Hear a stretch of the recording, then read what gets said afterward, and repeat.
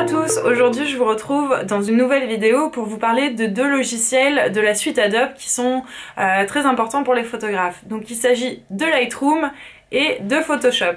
Je vais vous expliquer dans cette vidéo dans quel cas utiliser l'un plutôt que l'autre. Donc je vais commencer par Lightroom. Moi j'utilise Lightroom quand j'ai fait des reportages et que je veux faire un editing de photos.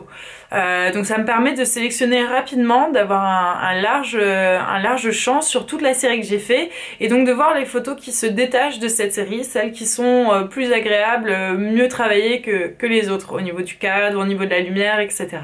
Donc je vais directement piner ces images et leur attribuer une note, par exemple 2 étoiles ou 3 étoiles en fonction de ce que je trouve dans leur qualité.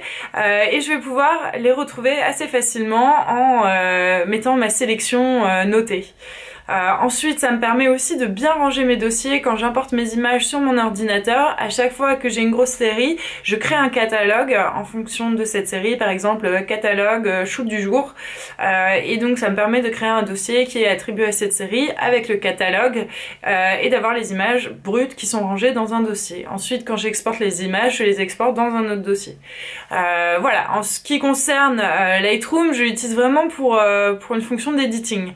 Ensuite, pour la retouche, j'exporte les photos et je vais plutôt sur Photoshop. Surtout en ce qui concerne la photo de mode, je trouve que Photoshop apporte une précision au niveau de la retouche de peau et de la retouche localisée que Lightroom a moins dans ses presets. Enfin déjà au niveau de la retouche de peau, avec Lightroom c'est juste la galère infinie et avec Photoshop vous pouvez carrément mieux le faire. Donc voilà, Photoshop pour des traitements plus localisés et des photos à traiter de manière très spécifique. Voilà mes deux utilisations de ce logiciel. Après, chacun sa manière de travailler, mais je vous donne un conseil concernant la mienne. Voilà, il y en a qui se sentent très à l'aise sur Lightroom, mais moi je passe quand même toujours par Photoshop pour régler les quelques derniers détails que je n'arrive pas à enlever sur Lightroom. Voilà, j'espère que cette vidéo vous aura plu. En tout cas, on se retrouve bientôt pour une nouvelle vidéo et en attendant je vous dis à bientôt.